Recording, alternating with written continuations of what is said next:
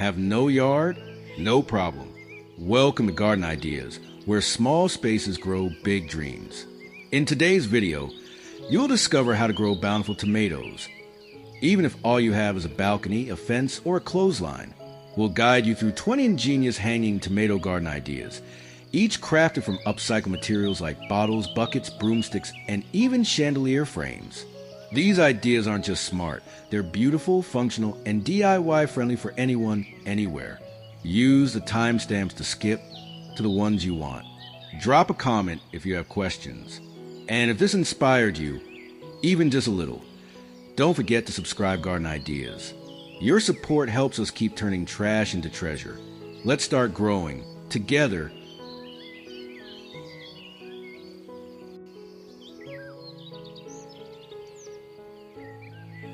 There's something sacred about early morning light as it sneaks across the balcony tiles.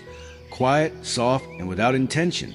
On a small ledge tucked between two concrete walls, Marta tends to her tomatoes. Not in pots, not in soil beds, but in clear plastic bottles swaying from the rafters. Each bottle holds a single plant. The bottoms are sliced open, roots nestled in bits of cocoa peat and rice husk, their green arms stretching downward, full of promise. She calls it her tomato rain garden. Not because it rains, but because from below, the droplets catch the light like falling stars. When she waters from above, a soft mist trickles to the layers, feeding each root in rhythm, a slow song of survival. This method isn't hard to copy. Reuse bottles, tie them with string, cut holes for drainage, hang from beams or balcony pipes. It's not perfect, and Marta will be the first to say that. Some bottles dry too quickly, some seedlings wilt, but she keeps going. Because every red fruit that appears is a whisper that even small spaces can grow something grand. And when the wind stirs and the bottles swing, it sounds almost like chimes. Not quite music, but enough to feel alive. There's an old wall beside Surya's kitchen, cracked, sun-stained, and always warm by midday. It used to be blank, just something to lean a broom against. But now it breathes. A loose grid of plastic rope, the kind used for laundry or tying market goods, stretches across it like a net made of patience and care. The trellis is nothing fancy. Just simple knots, measured by hand, secured to nails and old hooks. Yet, through it climbs a slow miracle. Tomato vines wind to the ropes like gentle dancers, finding their way without being told.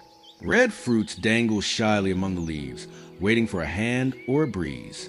Surya didn't have much, no garden, no pots, not even a balcony. But this wall, it was enough. She reused rope scraps, plastic bottles, even old onion sacks as makeshift grow bags. The trick, she says, is to check the tension. Too tight and the plants snap. Too loose and they droop. Balance, always, is the secret. Neighbors stop and smile now, not just at the tomatoes, but at the idea that a blank wall could grow something this full of life. And on hot afternoons, when the vines cast leafy shadows on the cement, Surya sits nearby with her tea. She watches them climb, and she smiles like someone who finally found her sky. In the quiet moments between chores and children, Danny found her rhythm, one drop at a time. Her tomato garden didn't begin with rich soil or grand plans. It began with bottles, the kind tossed aside after a roadside drink or a neighbor's gathering. Now, these same bottles hang above her tomatoes, delivering life drop by drop. She pierced each cap with a heated needle, just enough to let gravity do the work. Some hang from balcony railings, others from bent nails hammered into wooden beams. The flow is slow, deliberate, a steady pulse of care. She calls it her whisper irrigation. No noisy pumps, no hoses, just the sound of droplets hitting dry cocoa peat, soft, certain, almost like breath. The tomatoes thrive in it. Their leaves stay crisp even when the days grow long and windless. And Danny, she rests a little more now. No more midday sprints with a watering can. It's not about having the best tools. It's about watching, learning Amati Tiru Modificasi. She borrowed the idea from a stranger's video. She changed the bottle shape. She hung them higher. She made it hers. And when guests ask how her plants grow so full in such humble corners, she only smiles, because she knows it's not the bottle, it's the patience.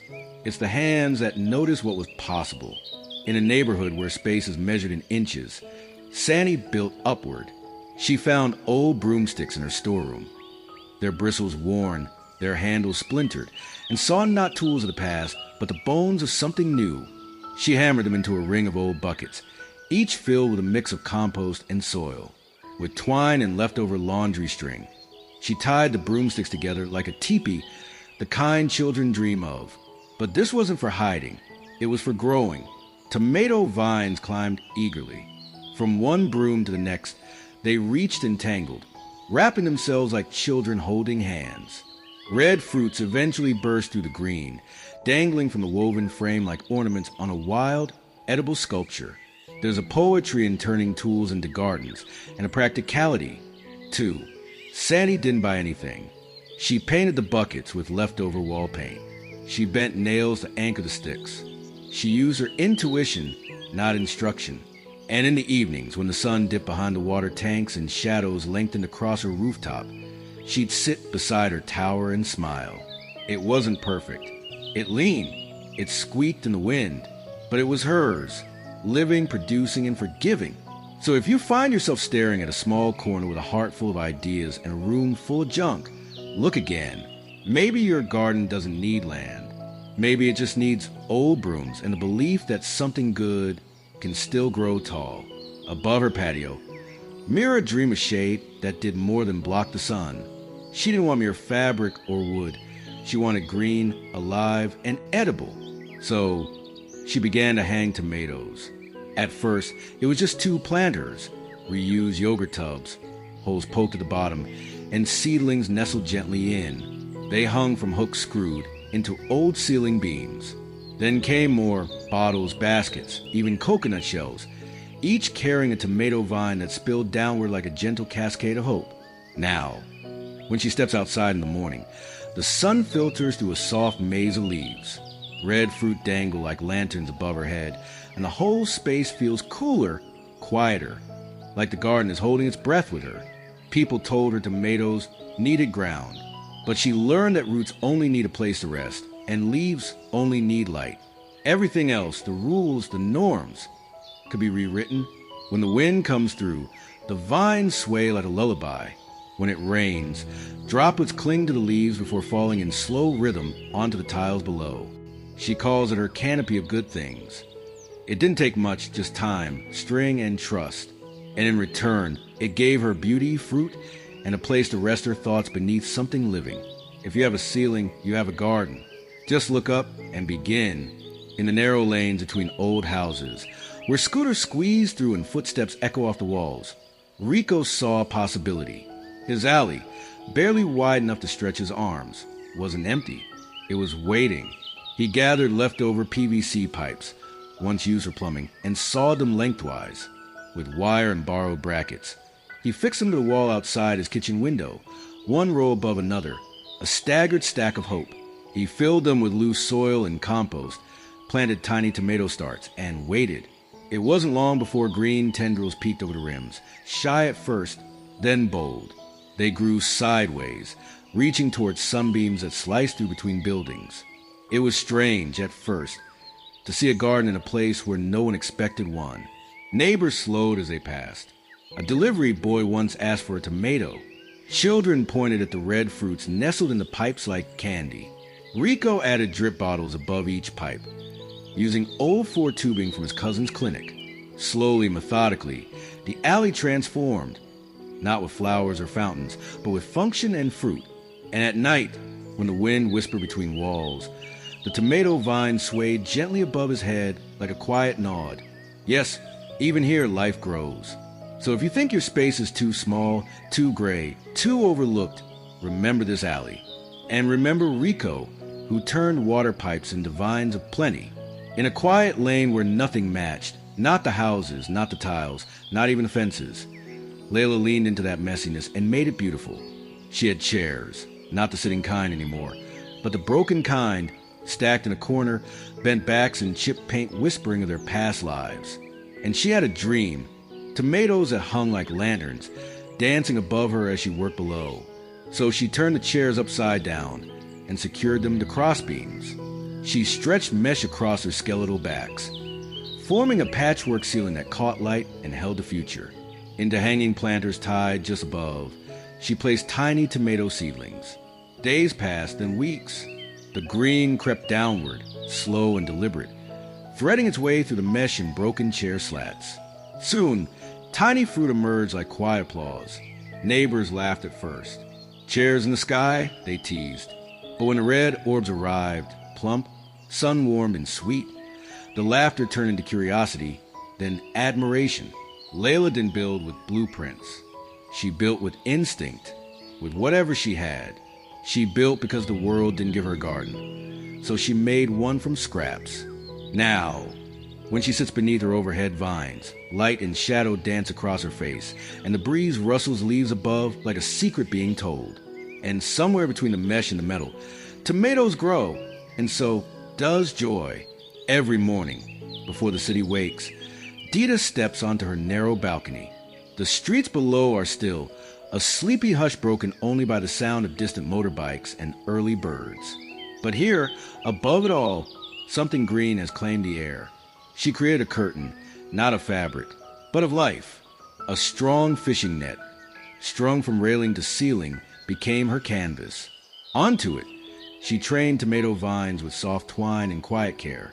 Day by day, leaf by leaf, they climbed, spread, and spilled downward, forming a gentle veil that filtered light, wind, and the outside world.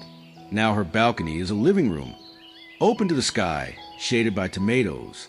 The fruits dangle like rubies caught in lace, and neighbors glance up with curiosity. Some think it's just for privacy. Others think it's just for food. But Dita knows it's for both and for something more. Behind that curtain, she reads. She writes letters she never sends. She trims the vines with scissors that once belonged to her grandmother. And sometimes, when the light hits just right, she swears the leaves shimmer like stained glass. She didn't buy anything new, just rope, a net, and the will to grow. Tomatoes need sun. She needed space. This curtain gave both. And in a city of glass and noise, she made herself a sanctuary woven from vines. In the back of the house, tucked beside the laundry line and the leaning shed, Pharaoh found his future in forgotten buckets, old plastic paint cans, the kind people toss out once the color dries, became the foundation of something lush. He cleaned them, drilled tiny holes for breath and water, and strung them from wooden beams using ropes salvaged from old rice sacks. One by one, they swung gently in the breeze like shy bells without clappers. Inside each, a tomato plant stretched upward with quiet determination. The roots settled deep into a mix of compost and sand, while the leaves reached beyond their plastic borders. Soon, vines trailed over the edges, and red fruits nestled in the curves where label stickers had long faded. Visitors called it strange. Paint cans aren't for planting, they said. But Pharaoh only smiled. They weren't for this, he replied, until they were. The hanging cans gave rhythm to his garden, a pattern of color and life. He painted some, left others bare. Each one a note in a symphony only he could hear. There's poetry in making do, in not letting something end when it still has shape, still has strength. Pharaoh's garden isn't expensive, but it feeds him, not just in food, but in purpose. And when the afternoon sun hits the rows just right, the white walls behind shimmer with shadows of leaves, dancing in the breeze, like paint dry on a masterpiece no one expected. When Nina found the old bike wheels near the junk pile, she didn't think of bicycles or rust. She thought of arches, the kind found in storybooks, leading to gardens full of magic. And so she brought them home. She planted 2 tomato vines beneath each rim, one on each side of a walkway barely wide enough for a watering can. Then she joined the rims with soft wire, gently bending a curve from salvage rods. Metal once used to hang curtains, now guiding fruit. At first, the tomatoes resisted. Their stems flopped and twisted. But Nina was patient. Every morning, she checked the strings, tying tiny knots, gently nudging the vines upward like a mother teaching a child to reach. Soon, the green crept higher.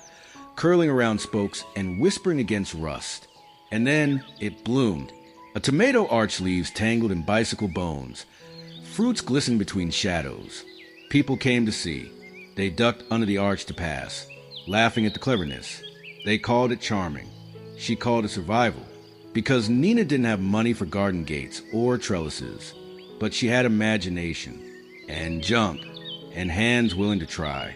Now, when she walks beneath her arch, brushing tomato leaves from her cheek, she feels taller, not because of the structure, but because of what it taught her.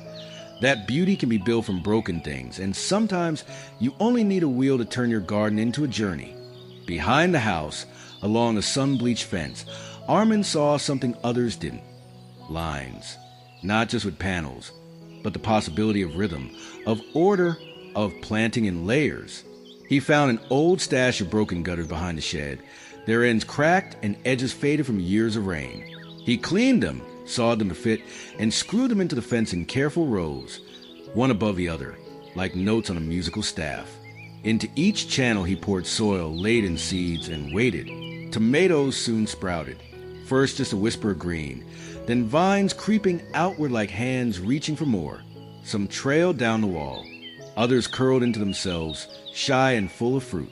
He watered from above and let gravity finish the rest. The runoff from the top row fed the next, and the next, cascading nourishment down the fence like a hidden stream. It wasn't fancy. Nothing about it felt polished. But it worked, better than any vertical garden he'd seen online. And when the sun warmed the wall and red tomatoes gleamed against the wood, Armin smiled in a way he hadn't in months. Because this wasn't just about food. It was about finding beauty in structure, about stacking life where there once was waste. He calls it his gutter garden, but everyone else just calls it brilliant. And at dusk, when the vines throw shadows like lace on the old fence, it feels like the past, repurposed, is holding hands with the future. Lena always kept her old cloth bags, some from markets, others from giveaways, all stained with time and stories. She never planned to grow a garden with them. But one quiet afternoon, while folding them for the 100th time, she thought, why not? She tied ropes to the corners, reinforced the bottoms with an extra layer of fabric, and filled them with the richest compost she could gather. She didn't use hooks or frames, just tied them to her old pergola with string and stubborn hope, and then she planted tomatoes. Now, her backyard sings in color. Bags of red, green, and mustard yellow sway like slow dancers, each one holding a vine that drapes downward with grace. The tomatoes dangle, bright against the faded cloth, like rubies in a handkerchief. There's something endearing about the way they swing. They move when the wind breathes through. They creak a little when watered too heavily. They aren't rigid. They're alive, just like the hand that made them. Neighbors asked where she bought her planter set. She laughed. From the pile of things no one wanted anymore. She didn't follow a manual, just a modi tiru modificasi. Observe what could work, borrow the idea, and make it hers.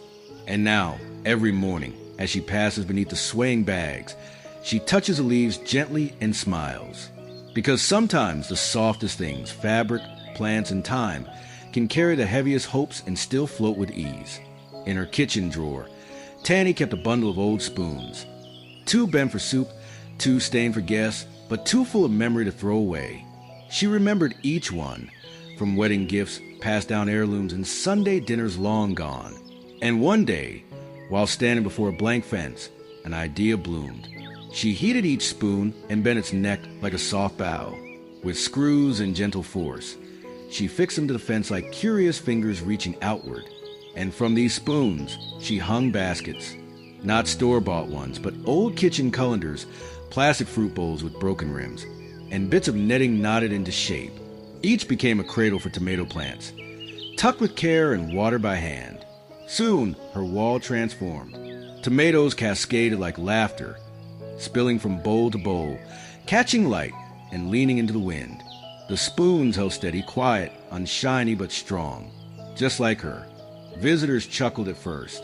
Hanging plants from spoons, they said. But they didn't see what Tanny saw. A story stitched from scraps. A fence turned into a kitchen garden. A gesture of care made with what was already there. And now, in the evening light, She sits near her wall, the scent of tomato leaves thick in the warm air. She reaches up sometimes and plucks a red fruit, still warm from the sun, and smiles. Because beauty doesn't always come from anew. Sometimes it's ladled out from the past.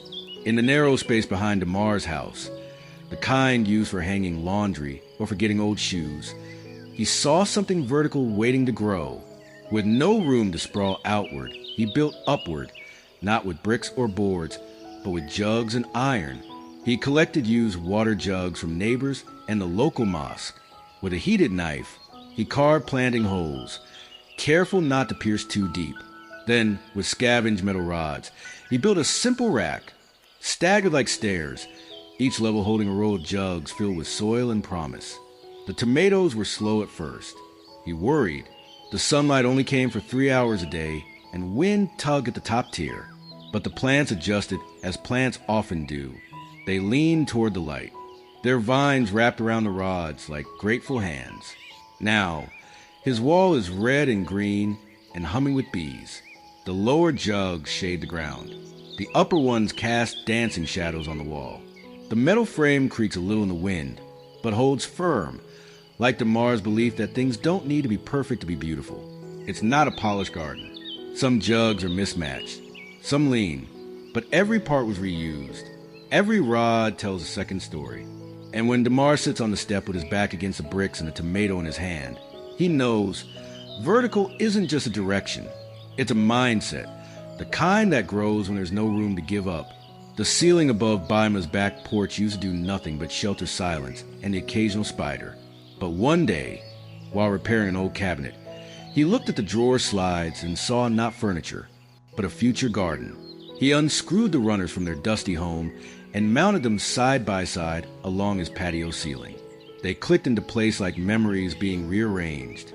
Then he hung tomato pots from hooks attached to the moving rails. They didn't swing wildly. They glided, slow, purposeful, controlled. Now, each morning, Baima pulls the planters into sunlight and slides them back to shade before the heat arrives. He waters them gently, humming an old folk song as vines dangle like soft green bells above his head. Some planters slide crooked, one rail squeaks, but it works, and it makes him feel like a conductor of a quiet orchestra, where each note is a leaf, each chord a fruit ripening in time. He didn't invent this. He watched the video late one night, paused it over and over, learned the parts, and changed the rest. Almaty tiru modificasi, the method never failed him. Now, when guests visit and glance upward in surprise, he laughs. Gardens don't always need ground, he says. Sometimes they just need a ceiling that's been waiting to help.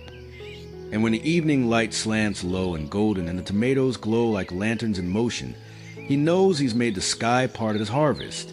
Between two bent poles behind the house, where laundry once waved like flags of daily life, IKA strung a line of hope, not for clothes, but for tomatoes. She used what she had, discarded plastic bottles in the recycling bin, string pulled from old feed sacks, and knots she learned from her fisherman uncle. With careful cuts and patient threading, each bottle became a cradle, each knot a promise. Then she hung them along her old clothesline, spacing them between the t-shirts and socks that still dried in the sun. The bottles floated in the wind like gentle balloons, each one weighted with soil and the smallest spark of green. Tomato vines emerged slowly, trailing downward as if to kiss the ground they never touched. And when the wind stirred, the line became a chorus of movement. Leaves fluttering, roots shifting, the soft clink of plastic brushing plastic. Neighbors whispered. Was she growing food or decorating her laundry? She didn't answer. She just kept adjusting the knots and checking the soil. Each bottle, she knew, held more than a plant. It held proof that space is what you make of it. She didn't need raised beds or brick borders. Just a rope, the sky, and the will to tie it all together.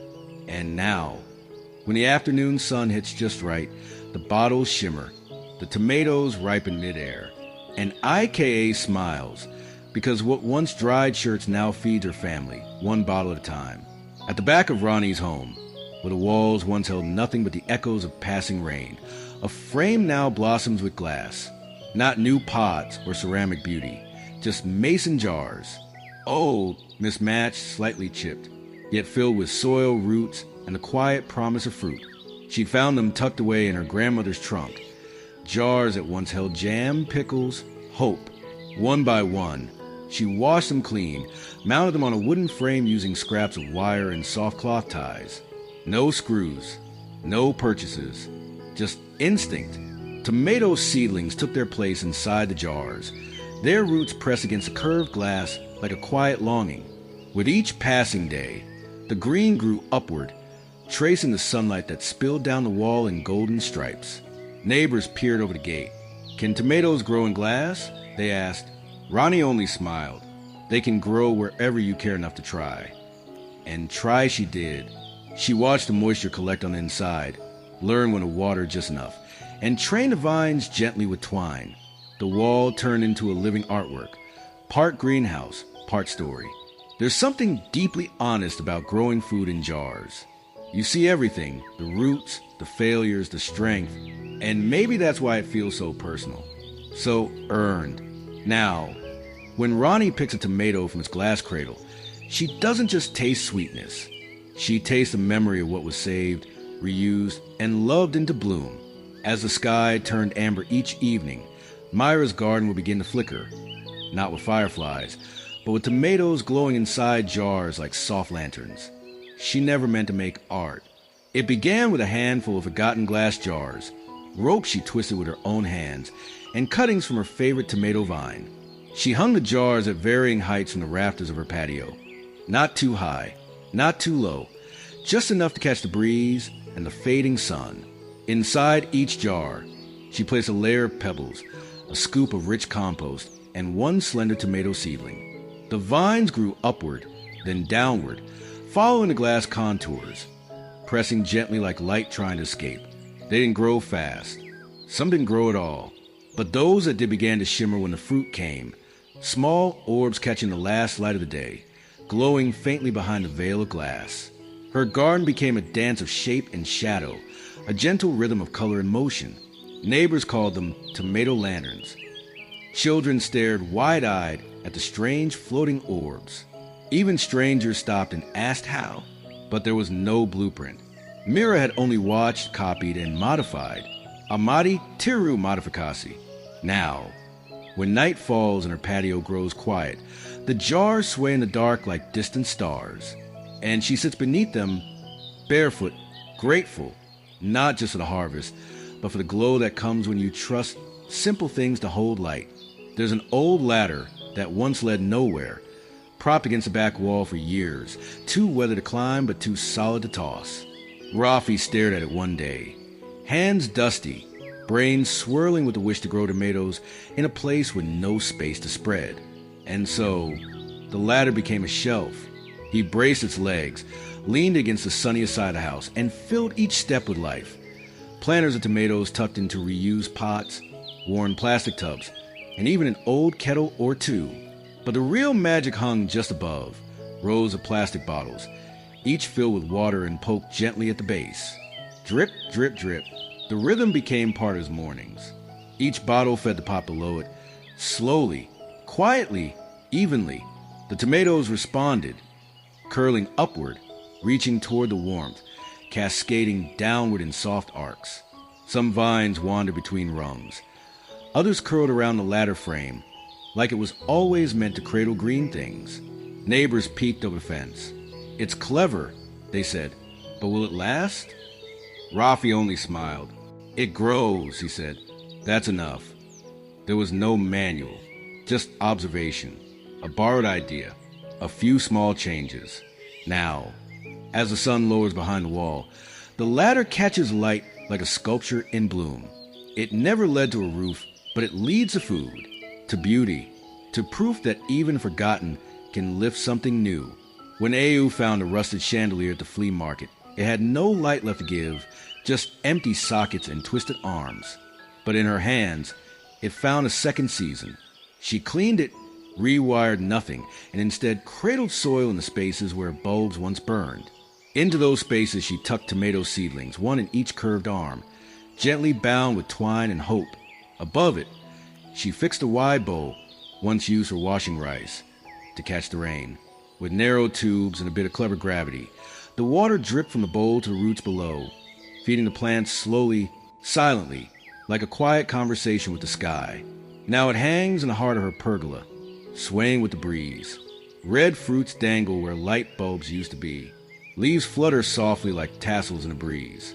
And when rain begins to fall, the chandelier comes alive, not with sparks, but with water and growth.